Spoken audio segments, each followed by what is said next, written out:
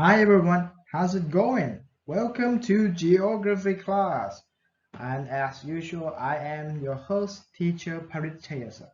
I'm glad to have you with us. So, how was your weekend? Hopefully you are well rested and get ready for today's class, okay?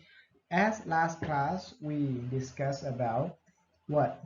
What have we discussed? Do you still remember? Of course you remember. So we discussed about the physical change that affect the what? Physical change that affected on the topography and terrain of the earth, right? And today, ladies and gentlemen, we are going to discuss about the next topic, which is still based on the earth physical change. But can you guess what is about today? Can anyone? Anyone at all? Okay, you? All right, then. Okay, I'm sorry, I'm just recording myself, but I pretend you were in front of me and I'm talking to you. That what the video is about, right? All right, sorry, I'm getting crazy by speaking alone at home. Today's is physical change on climate. Last time it was on topography and terrains, but today's is on climate. So, do you ever wonders why Thailand? Here in Thailand, we have the different climates with other countries.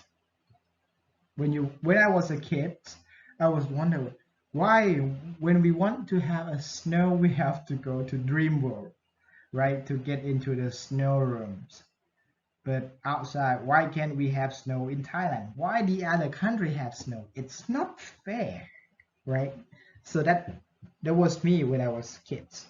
When I get older and grow up and study in geography, then I realized, oh, there was a reason, there was explanation.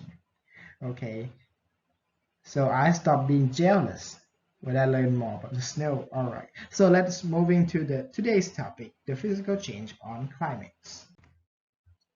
The factor that affecting climate change. Okay, there are four factors that we are going to talk about today. Number one is the variation of solar energy. Number two is the variation of Earth's orbit. Number three is the variation of greenhouse gas. And number four is the variation of volcanic eruptions. As you can see, it starts with the word variations. It means the topic, these four factors, varies from time to time.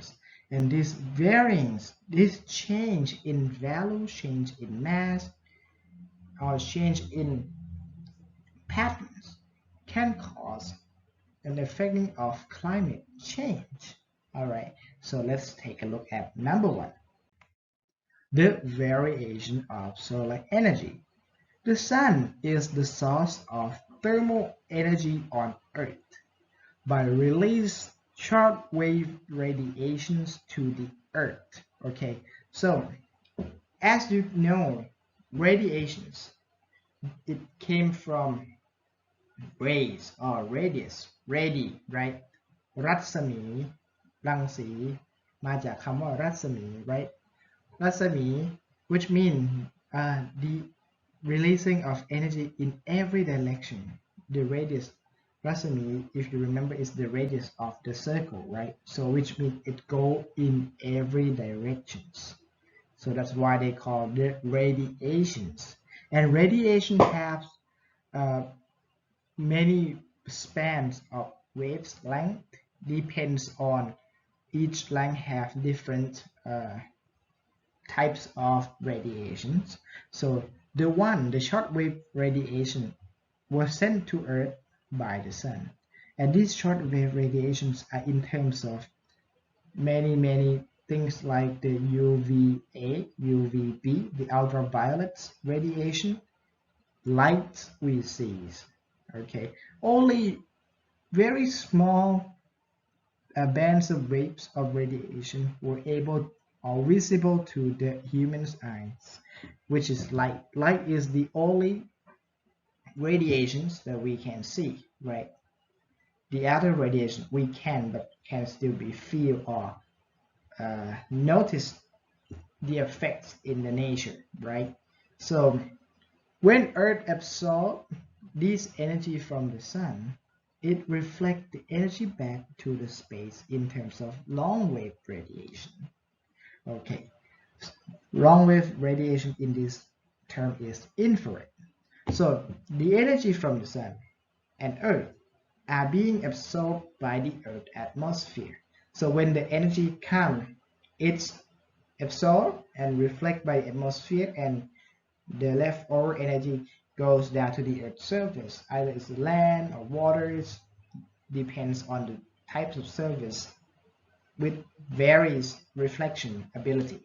And then when it absorbed to the Earth, the rest were reflect back into space. And on the ways out, it were also again absorbed by the atmosphere. Okay. So that is the also called the solar energy budget. Okay. So therefore, the temperature on Earth varies depending on sun and Earth's radiation. Okay. So if therefore the sun releases less energy, the temperature on Earth will be much lower. Or if the Earth has ability in reflect all this energy back, the energies that Earth were able to absorb will be reduced, which means the temperature will be lower. So let's talk about the other thing on the sun, which so-called the sunspot. The sunspot is the area on the sun with high intensities of magnetic field. These cause the low transferring of gases on the sun.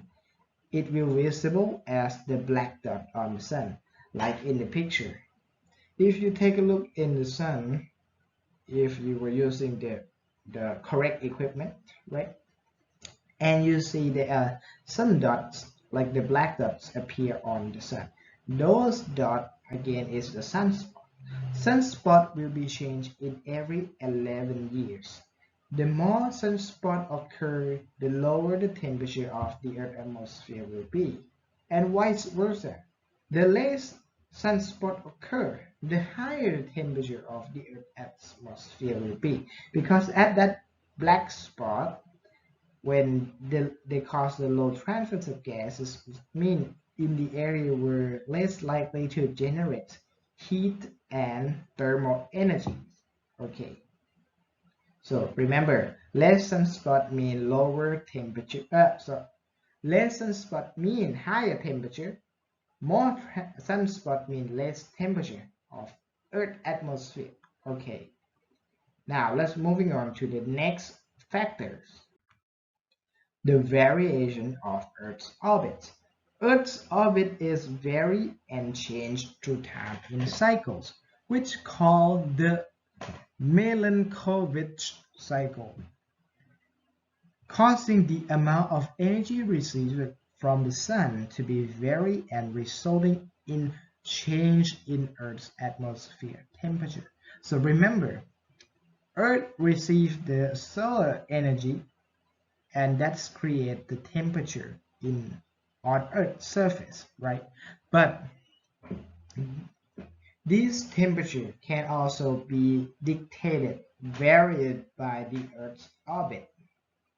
So, in the Milankovitch cycle, explained in three behavior of the Earth's orbits. Number one is the change in eccentricities. Earth's orbital around the sun is not perfectly circular, but very, very close. Sometimes it's as close as circular, and sometimes it's spanned out to be an egg shape, right? So it's not circular. The orbit will shift its course continually in cycle, with the cycle span around 100,000 years. So it will go into near cycles, and then it will span out into in egg shapes and then come back in circle, and these cycles span around 100,000 years. And when they do happens, it causes this cause of the Earth's orbit, the changing from the almost perfect circle to the egg shape, it causing the Earth to be closer and further away, closer to the sun and further away from the sun, right? And by the distance of Earth changing, causing this amount of solar energy or the Earth will receive from the sun to change, therefore causing the change in terms of temperature on Earth. Next is the change in obliquity. Earth's axis is tilting continually back and forth between 22.5 to 24.5 degrees. The obliquity cycle of the Earth axis tilting is span around 41,000 years. And this tilting, if you remember, causing the different amount of amount of solar energy to be transferred onto the Earth's surface in different area. We will go to that in a second. Next is the actual precision, or what we call the wobble. As Earth rotates, it wobbles slightly up on its axis, acting like the off-center spinning toy top. Sorry, you know toy top? Toy top is like ลูกข่าง when it's spinning, when ลูกข่าง spinning, right? You see, sometimes it's off center a little bit. It's shaking side to side, but still able to maintain its course, but it will wobble a little bit. The axis of the ลูกข่าง is wobble. Let's see how are these able to see in the picture. All right. This is change in eccentricities.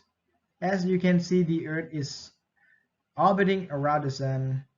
So when it gets close into the near circles, and then it will shift out in what? In terms of egg shape, right? So eccentricity is the reason why our seasons are slightly different lengths, with summers in the northern hemisphere currently about 4.5 days longer than the winters, and spring about 3 days longer than autumns. As eccentricity decreases, the length of our season gradually evens out. Okay, so this distance of the Earth from its orbitings can cause the different lengths of the seasons. Okay. All right, let's move on to the next. Change in obliquity. As you can see in the animation right here, you can see the Earth axis is tilting back and forth between 22.1 to 24.5 degrees, right? The obliquity is why Earth has seasons. The greater Earth's actual tilt angle, the more extreme our seasons are. As each hemisphere receives more solar radiation during its summer, when the hemisphere is tilted toward the sun, then less during winter when it's tilted away.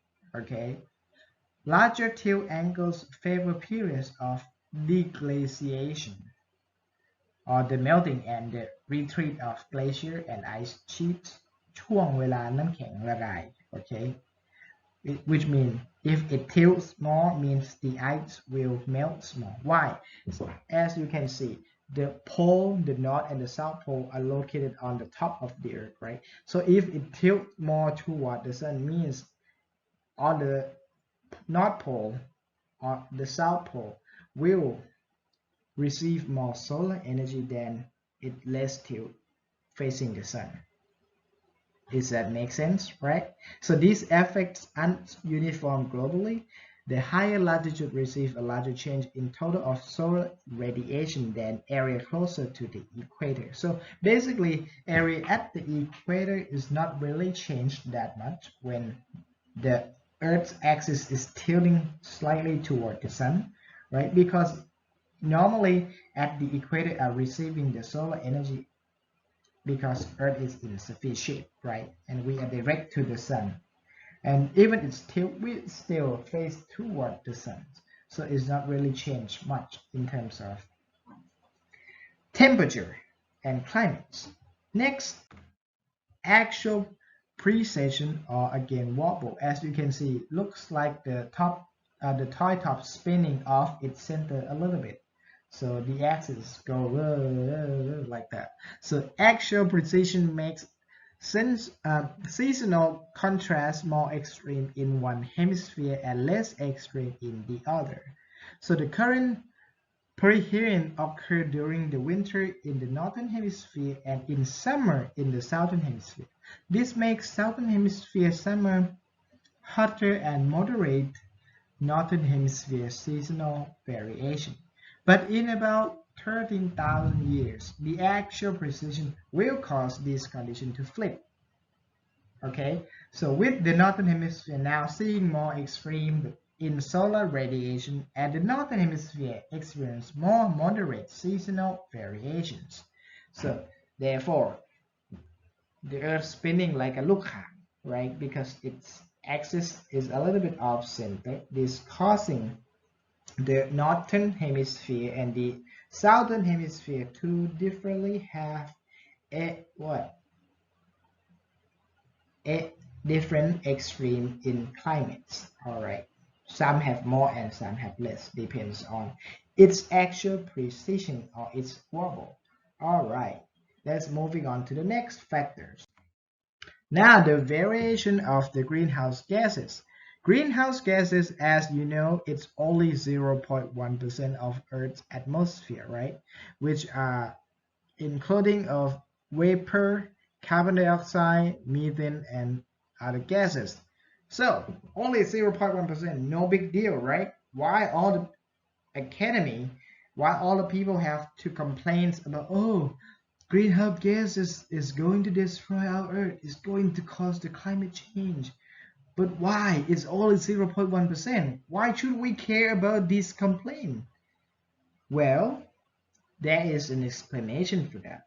So 0.1% is not as much as the other gases like nitrogen, oxygen, argon, right? No, those gases are more. But this 0.1%, they are explained why it's very important. Because however it's so small, these 0.1% are the big molecule gases. They have the capability in absorbing the infrared radiation, which significantly influence on Earth's temperature. Okay, so if we compare the Earth to the Moon does not have the atmosphere, right? It does not have any greenhouse gas in its atmosphere.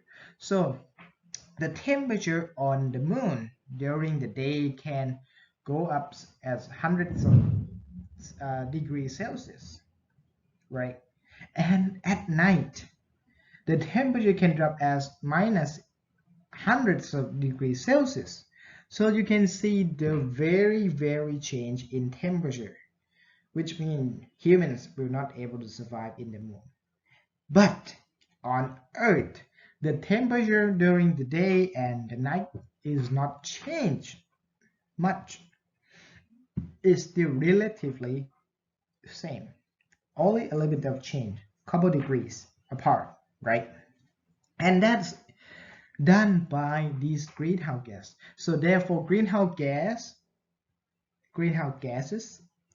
benefit to the Earth, to the living life on Earth, because it keeps the Earth into the what's so-called warm climate. So greenhouse gas effect cause Earth to have warm climate and therefore suitable for living. Without these greenhouse gases, we will either burn to death during the day or frozen to death during the night, right? So human activity today intervene this greenhouse gas cycle. That's why all the academic came out and complained about greenhouse gas. Greenhouse gas is actually benefit to Earth, but when we our activities intervene to greenhouse gases cycle, it will resulting in rising average temperature as known as the climate change, right? So the more greenhouse gas, which means the more capability in terms of absorbing infrared radiation, absorbing heat and thermal energy, causing the earth to get warmer. So when the earth gets warmer, which means rising in terms of temperature, and these change in temperature will affect many weather system, climate system of the earth. Some area will get hotter, some area will get colder, and it will confuse, it will cause very severe natural phenomena like storms, flooding, heavy rains, melting of the ice glacier, increasing the fresh water into the reducing the salt in the seawater, causing all the system to be, let's say, change. And when this change, it causes other change. It's a domino effect. When one thing change, the other will change as well, because you change in terms of values that work for the cycle, for the system, right? That's why greenhouse gas effect and the climate change problems is more scary than you think. We may not survive this because we are killing ourselves by creating lots of greenhouse gas into earth, like the vapor. Vapor in Thai is ai nam, right? So when we boiling, we cooking food by using water to boil, we also generate this greenhouse gas. Further, that is more scary than vapor, because vapor can go up in the air, it's formed up to be the cloud, and then when it's hit with the different temperature, different winds and air, right? The warm and cold air hitting each other, it will be precipitate into rains, in snow. Basically, it become water cycle, so it's not as scary. But what's scary is the carbon dioxide. So carbon dioxide is the gases that were part of humans. So when we inhale oxygens, we exchange gas in our lungs and we release the carbon dioxide. So normally in every animal's life, we generate carbon dioxide, but carbon dioxide then will be absorbed by the trees. The trees absorbing carbon dioxide and then exchanging, releasing oxygen, which is suitable for our living. So in nature, we are evenly coexist. Human can be exist in nature, because nature will survive from us and us will survive from nature, right? In terms of what's so-called the circle of life. But humans is the species that tend to intervene this nature process. So, like when we're building cars and we're cutting down trees, what happened? Cars use the combustion engine, which will causing the explosion of the fossil fuel, like the diesel fuel, the gasoline fuel, and it's compressed in the cylinders. It used the for the um, for the diesel, it used the compression to create hot air and then release the fuel to create an explosion. For the gasoline, it used the spark ignition, spark plug, what Hien create the spark inside the cylinder, and then it release the fuel with the mixture of air to create an explosion. And the differences between diesel and gasoline is in the ignition process. One use spark plug, one use the compression to create hot air, right? But they all create the same, which is the burn of fossil fuel and oxygens, releasing what's so-called carbon dioxide, carbon monoxide, and that's particle, diesel particle. So these gases, very dangerous and not for our living gas, will be released into the air, into the atmosphere, and that is done by our creations. And we have like billions of cars on earth, right? Like traffic jam, even worse because the car was stuck in one place but reduced carbon dioxide all the time.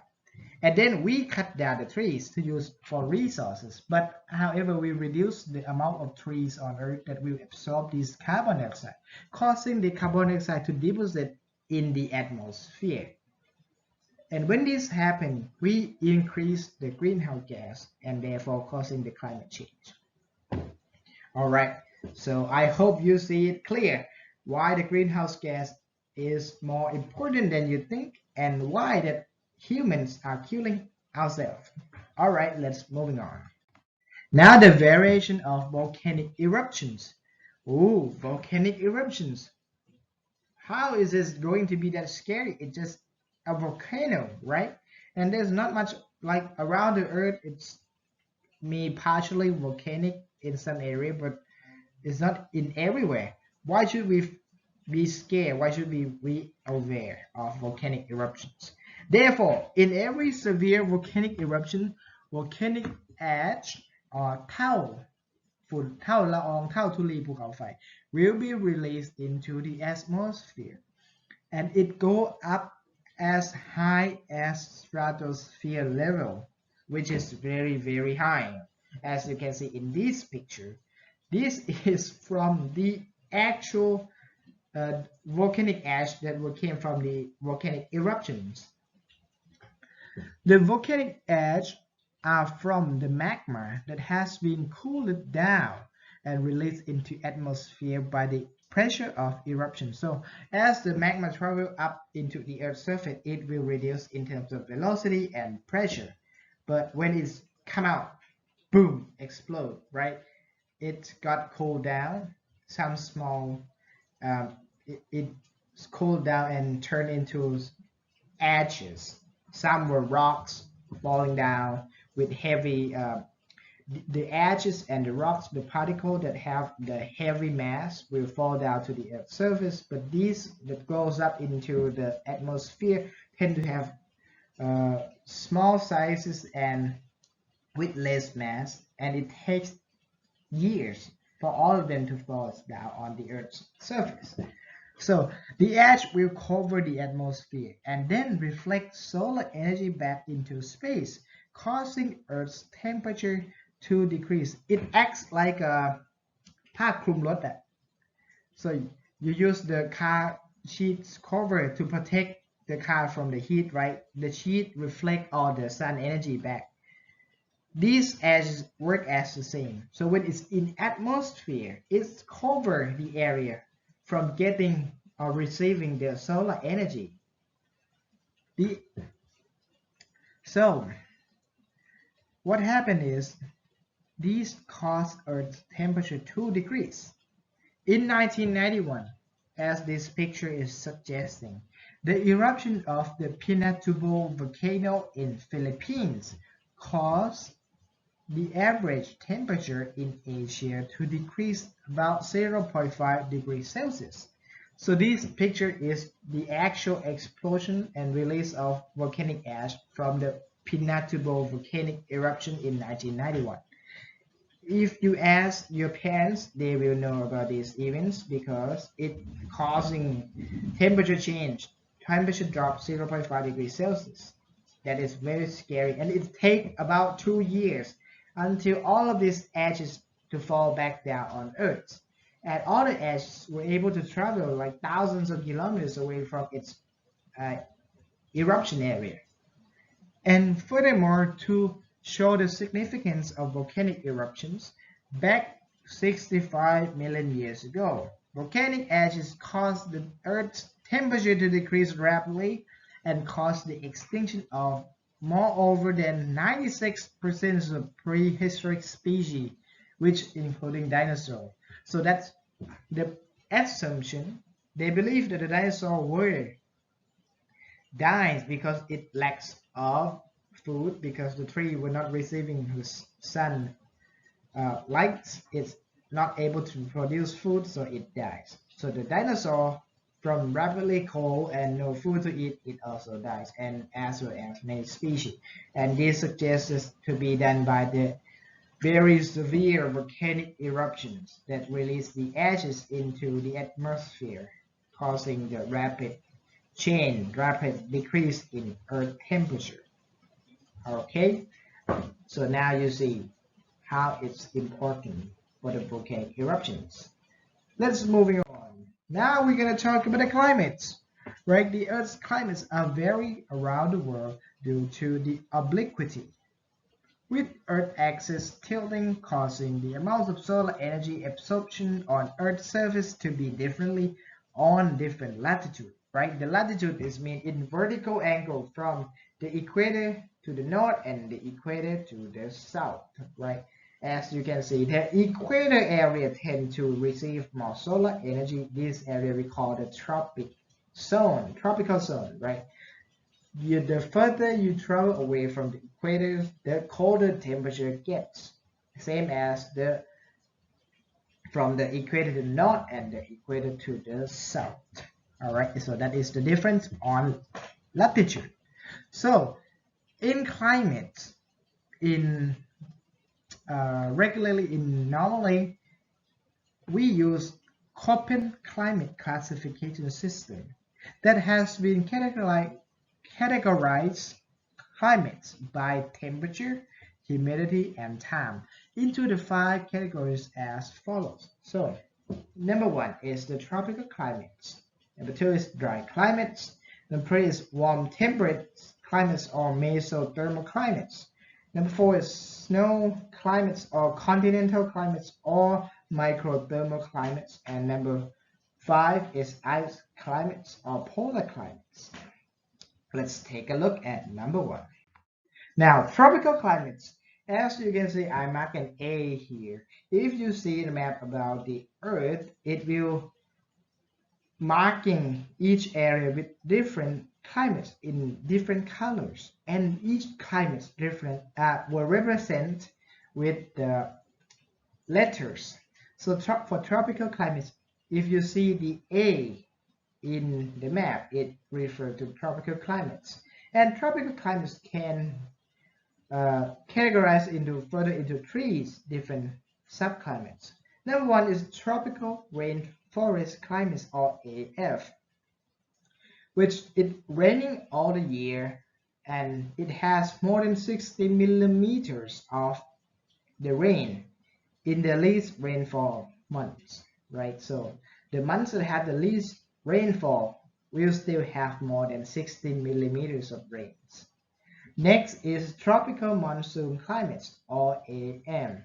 It has high rainfall all years, but the rainfall is increased during the monsoon period, but less than 60 millimeters of rain in 1 to 3 months that have no monsoon.